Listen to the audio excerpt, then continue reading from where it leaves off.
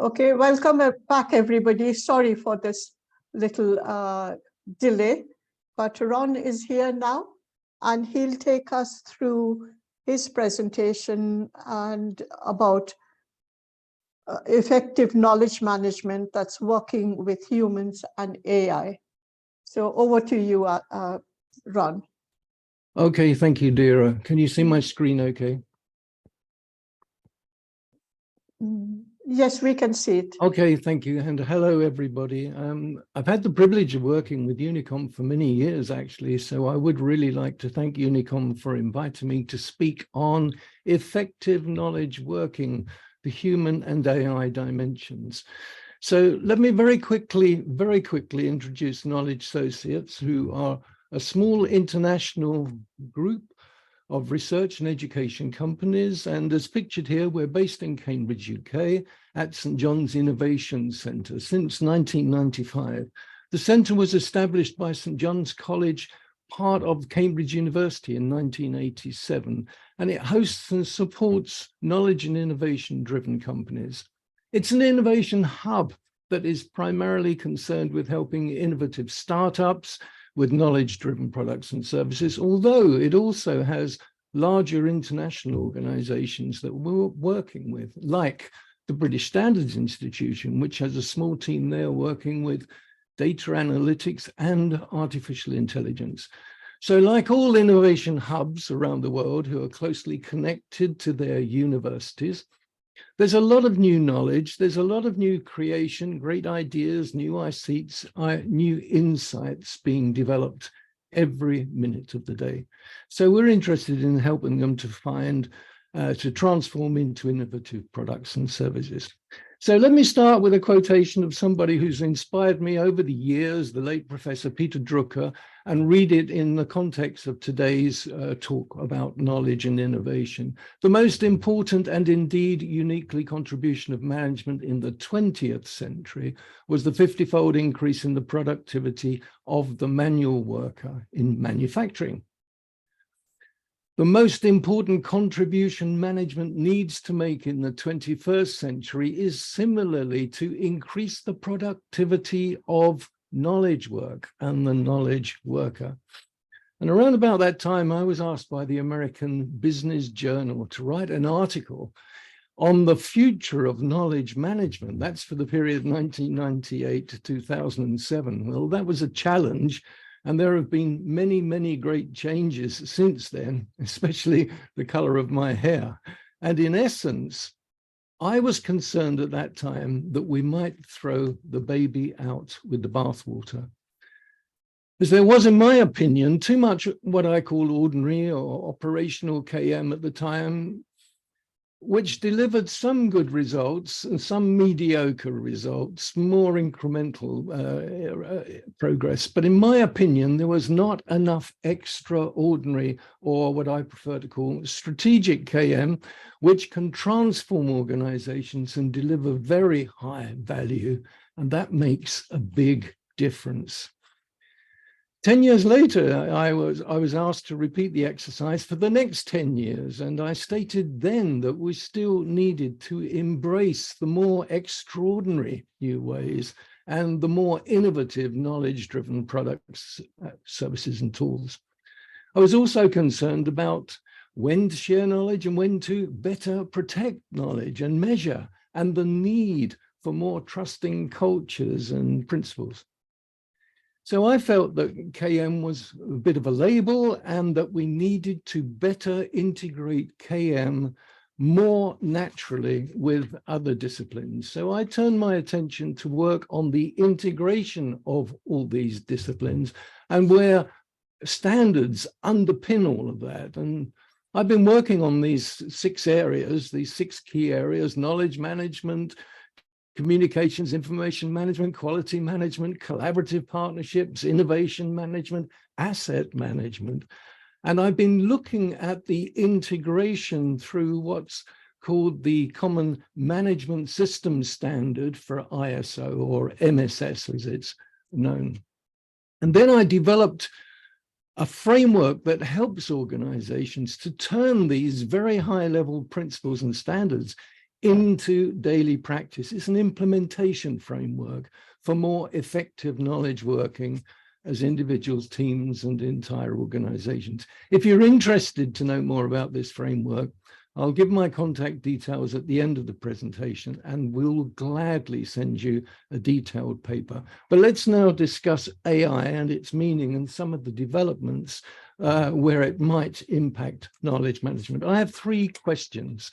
How will AI impact knowledge management? What are the new dimensions for enhanced and more effective knowledge working, and look towards what KM might be in 2030? So I'll start with how it may well impact us. So first of all, I do briefly need to just say what we mean by KM and what we mean by AI. And at Knowledge Associates, we say that knowledge management is the discipline of enabling individuals, teams, and organizations to more collectively and more systematically create, share, retain, and apply knowledge. And the main reason, and the only reason, should be to better achieve their objectives. KM for us is about good governance, good strategy, good people, good innovative processes, good technologies. And for us, for the AI, I started off by asking ChatGPT, as we all do, to define AI. And if I read just the beginning part, artificial intelligence is a field of computer science that aims to create intelligent machines that can perform tasks that typically require human-like intelligence. Well, I think those definitions are okay for today to start the conversation. So what about AI, machine intelligence, and KM working together? Again, with ChatGPT, it came back with its definition of machine intelligence and its definition of knowledge management. And in particular, point 3, it said that effective knowledge management can help optimize AI systems by providing them with relevant and accurate information to improve their performance. Well, yeah, maybe. Again, it's okay to start the conversation, but let's just share with you what others say, not me. I'll tell you what I think a little later in the presentation, what others are saying today, especially the notable leading brains, some thought leaders and politicians. Let's see what they are currently saying about this.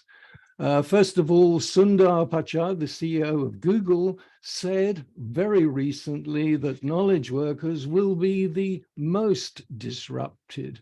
Writers, accountants, architects, software engineers, consultants, teachers. That's what he says. If you listen to Yuval Harari, he actually says AI is the first tool that can make decisions by itself. Interesting. We should be very worried, he says, when AI can make better AI. Professor Stephen Hawking said, the danger is if we allow AI to become self-designing and can improve itself rapidly, and we may lose control. And what about our leading politicians? Well, just in the last couple of days, we have our Minister for State and Security who said the goal of many is artificial general intelligence, what's called AGI, in which computers teach themselves without the need of humans. Such robots would transform the planet more than almost any other advancement in human history. And of course, he said that at last week's Cyber UK conference in Belfast. And what did our Prime Minister say in just the last couple of days? He announced the £100 million fund to help a safe form of artificial intelligence in the UK. All models, he said, such as ChatGPT, have the potential to create enormous opportunities, grow our economy, create better, well-paid jobs, and build a better future through advances in particular areas like healthcare and security. Now, these quotations may simply horrify you or they may delight you. We'll come to that later. But what I also do is I like to follow the money. And that means, where is the investment funding going in these areas today? And just a few days ago, CB Insights published a report, The State of Generative AI. And this report looks at investment in AI companies.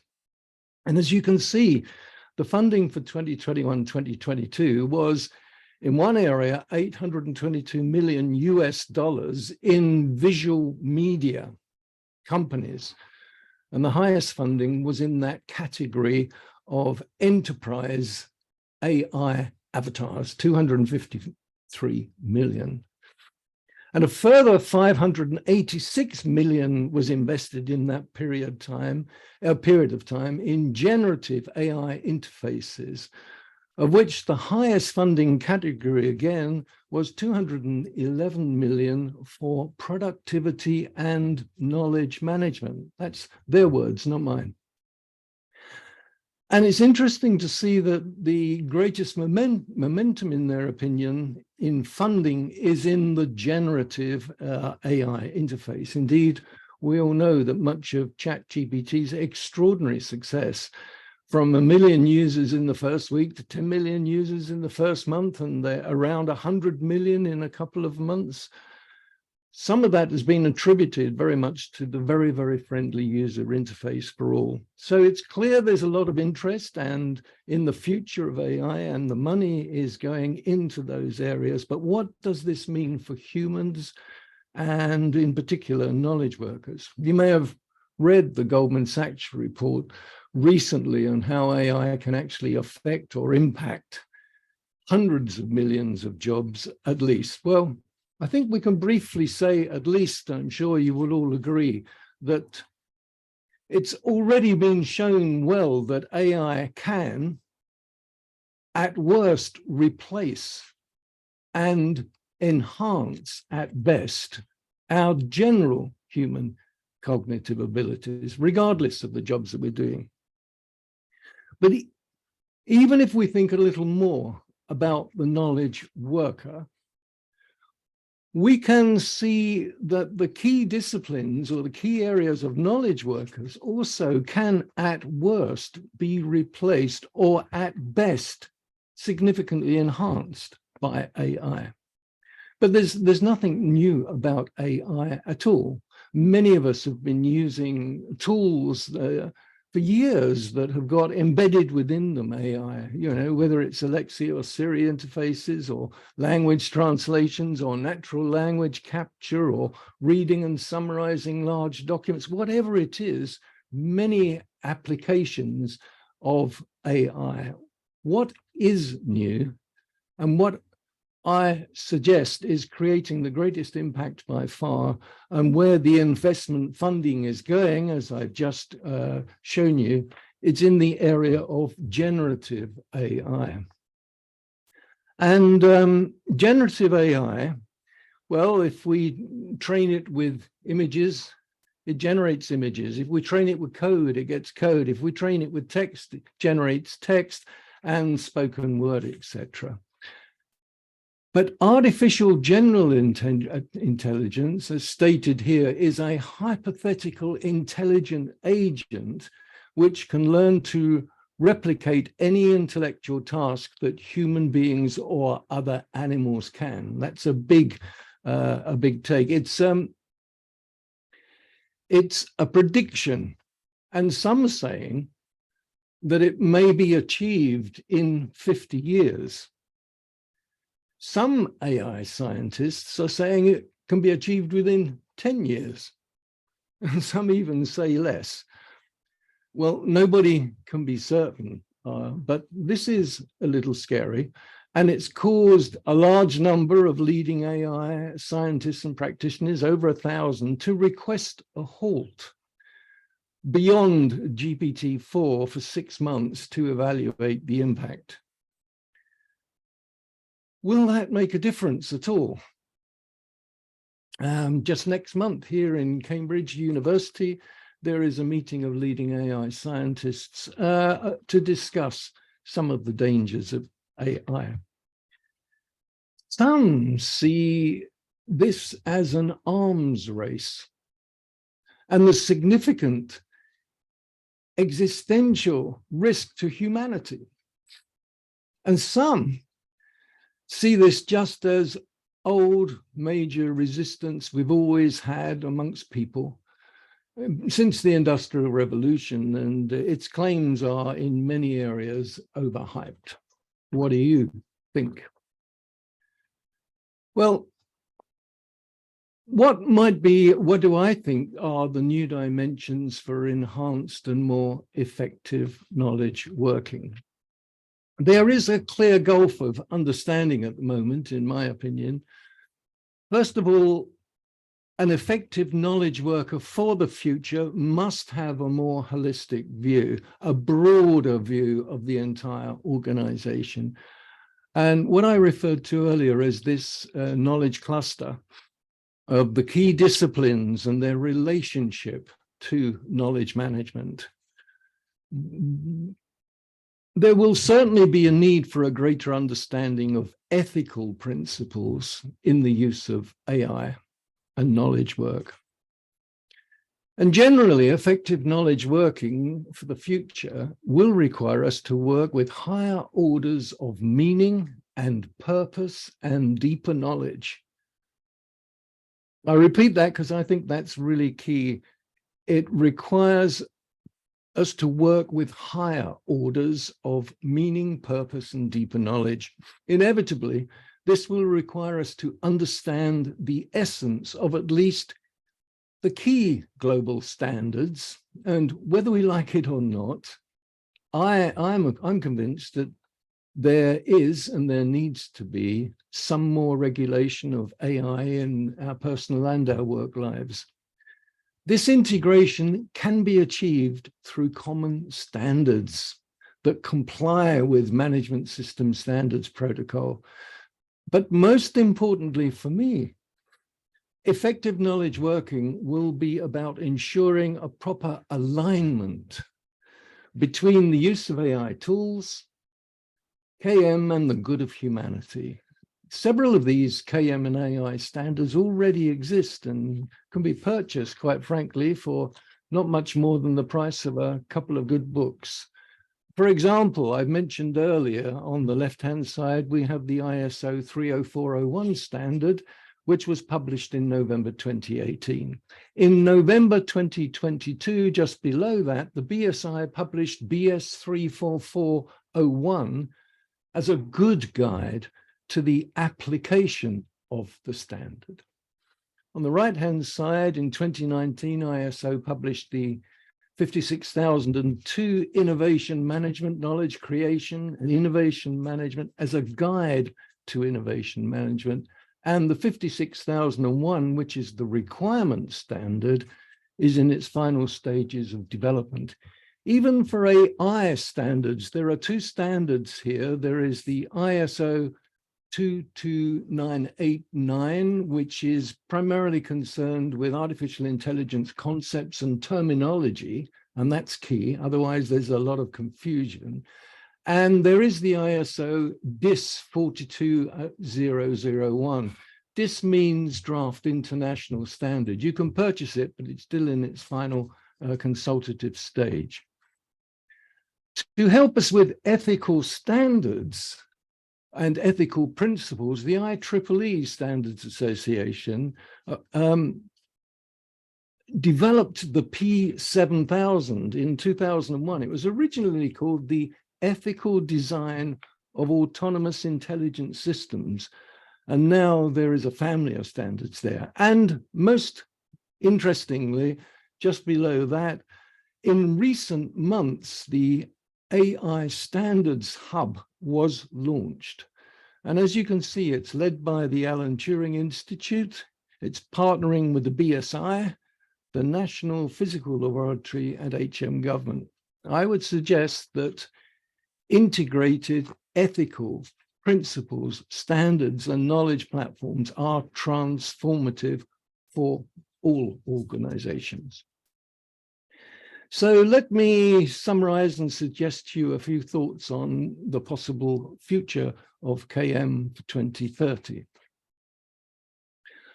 I suggest that we still need to strive to embrace more fully the extraordinary KM and the extraordinary AI methods, tools, and techniques that are here now, and the use of innovative knowledge strategies, innovative knowledge processes, and startling new platforms, tools, and technologies.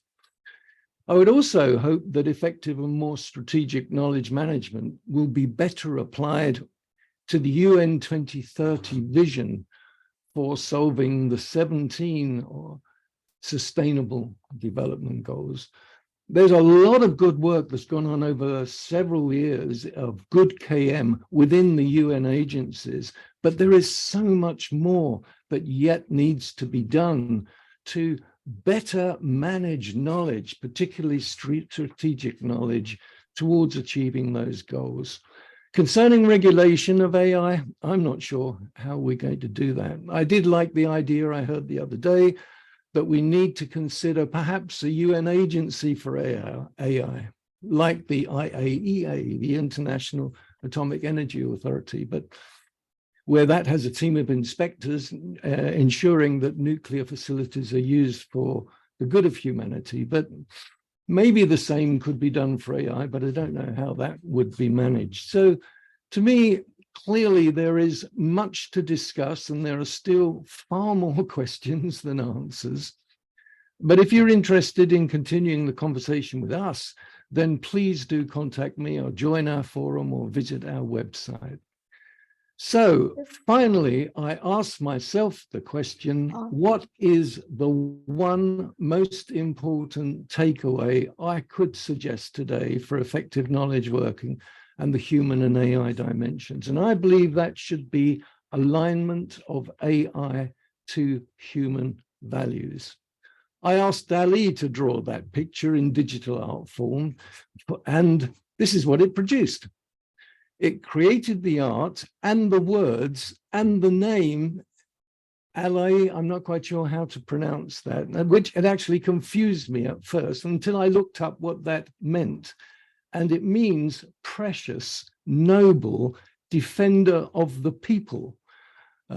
So this was for me a little personal demonstration of perhaps how knowledge working in AI can be a bit co-creative. So I hope I've given you some new information, maybe some new ideas and insights, but I'm very conscious of the time.